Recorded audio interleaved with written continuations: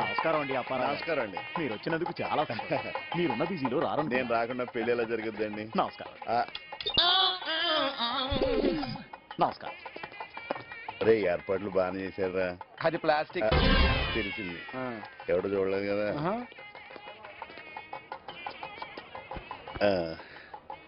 ఏమండి కొంచెం లెగుస్తారా? కూర్చుని ముందు చెప్పొచ్చు కదా బాబు. ఇదేమైనా చెప్పొస్తుందా? లేకండి బాబు ఇక్కడే పోసేలా ఉన్నాడు. ఆ రెండోది కూడా పూర్తి చేసిరా బాబు.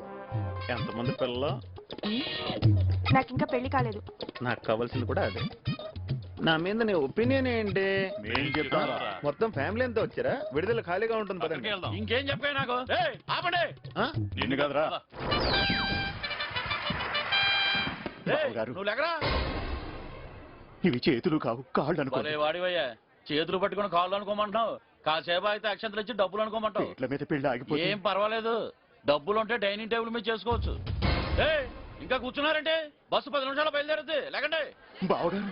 ఇంకా బావేటి? ఆగండి, ఒక్క 5 నిమిషాలు అవకాశం ఇస్తారా?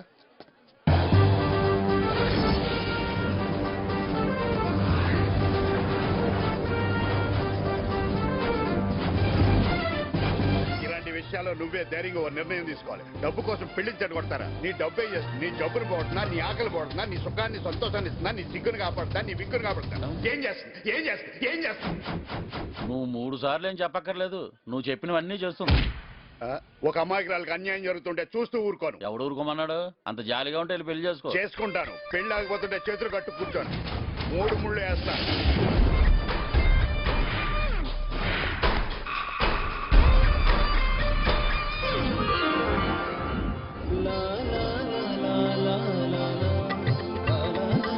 బెల్లం జీలకర్ర ఇవ్వండి. అది వాడు పెట్టాడు కానీ మీ తాళి కట్టండి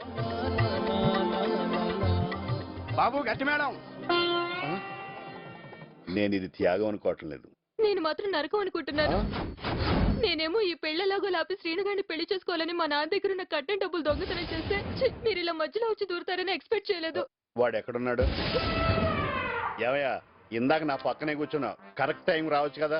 నేను అనవసరంగా కమిట్ అయ్యేలా చేశావు. నాకు ఇది చెప్పకుండా వచ్చింది, మధ్యలో మీరు దూరారు. షుగర్ గాని వచ్చిందేమో చూపించుకో. ఇదిగో ఎవరైనా ఇతను లేపి